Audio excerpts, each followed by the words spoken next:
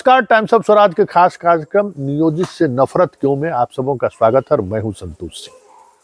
और आज हम नियोजित से नफरत कार्यक्रम में चर्चा करने जा रहे हैं उन शिक्षकों के बारे में जिसको लेकर विभाग के हेड ऑफ इंस्टीट्यूशन मतलब शिक्षा विभाग के अपर मुख्य सचिव के पाठक ने अपने एक पत्र में उद्धृत किया है।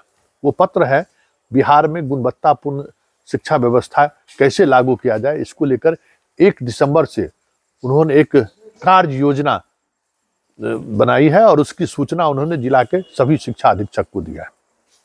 लेकिन बड़ा सवाल ये है कि जिस भाषा का इस्तेमाल नियोजित शिक्षकों को लेकर किया गया है कि आपसे मतलब आप समय काटने स्कूल नहीं जाएंगे, कुछ करेंगे, बीपीएससी वाले से उनको बहुत भरोसा है।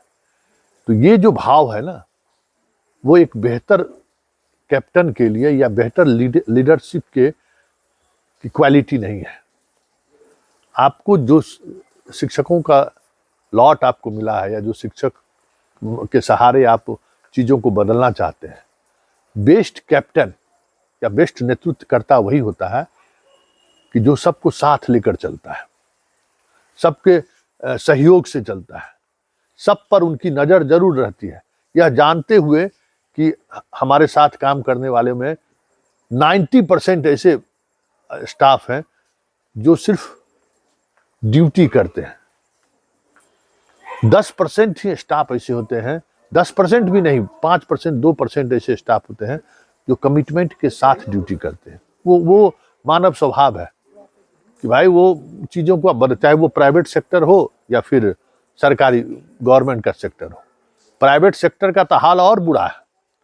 अरे यहाँ सरकारी सिस्टम में तो कुछ पढ़े लिखे लोग आ भी जाते हैं, कुछ डर भी रहता है नौकरी का, डर तो प्राइवेट सेक्टर में भी लगता है। लेकिन अगर आप प्राइवेट सेक्टर में भी आप देखेंगे तो 100 लोग अगर स्टाफ हैं तो वहाँ भी 5 से 10 लोग ही काम करते हैं, 90 लोग बस ड्यूटी ही करते हैं।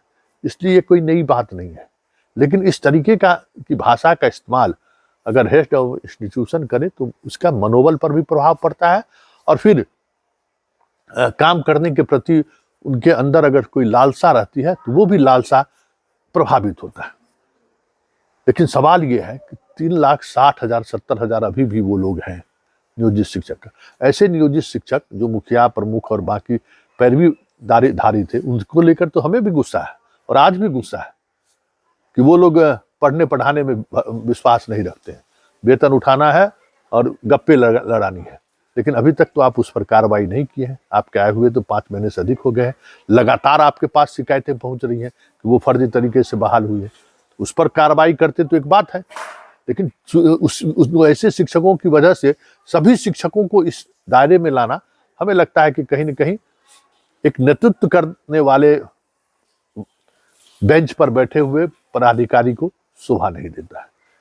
लेकिन सवाल है कि अगर नियोजित शिक्षक पर अगर इस तरीके की बात सामने आ रही है तो नियोजित शिक्षकों ने तो प्रूफ करके दिखा दिया कि भाई लगभग 61,000 वो परीक्षा में शामिल हुए, 28,000 से ज्यादा सफल हुए और कई विषय में उन्होंने टॉप करके दिखाया। 4-5 विषय में तो वो टॉपर है।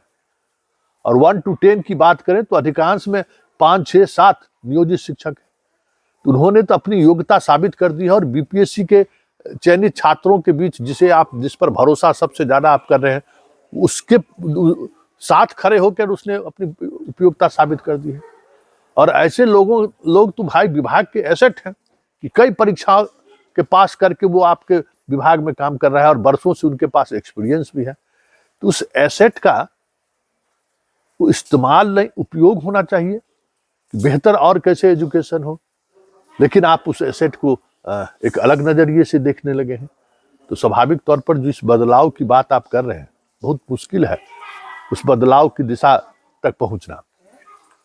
वैसे जो चीजें सामने आ रही हैं और जिस तरीके से सामने आ रही है, ऐसे में आने वाले दिनों में पाठक जी आपको स्कूल से असहयोग मिलना शुरू हो जाए तो कोई बड़ी बात नहीं होगी। क्योंकि ये जो आपका रवैया है ना, ये रवैया नकारात्मक रवैया है और इस रवैये का प्रभाव दिखने लगा है।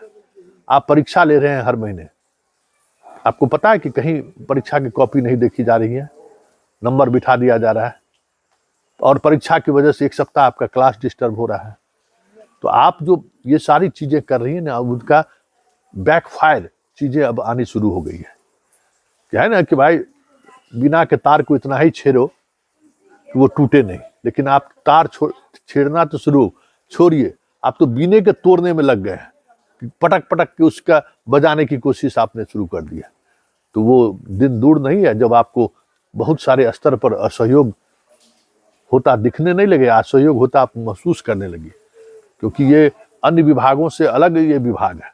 और ये इस विभाग से जुड़े हुए शिक्षा कर्मी तभी तक चुप थे जब तक समाज इनके साथ खड़ा नहीं था, लेकिन आपके एक्शन से अब इनके प्रति भी एक भाव बदलने लगा है, और आपके प्रति जो एक सम्मान का भाव था वो भाव अब प्रभावित होने लगा है। इस बात को समझिए कि भाई वो अब पहली वाली स्थिति आपकी नहीं रही। आपके कई फैसले से समाज के लोगों को भी नाराजगी बढ़ती जा रही है, और ऐसे शिक्षकों को के प्रति अब सम्मान बढ़ने लगा है जो शिक्षक पढ़ाने वाले हैं, लेकिन उनको भी आप उसी डंडे से हाँकना चाहते हैं।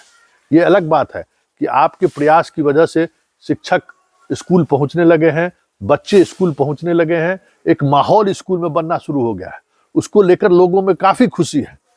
लेकिन जिस तरीके से चीजें आगे बढ़ रही हैं और उसका जो एक गलत इम्पैक्ट सामने आ रहा है, उसको लेकर धीरे धीरे अब आपके भी कामकाज पर सवाल खड़े होने लगे, और सवाल खड़े होने लगे तो फिर ऐसे में आप पूरी तरीके से इस डिपार्टमेंट में आने वाले दिनों में फेल हो जाए तो कोई बड़ी बात नहीं होगी।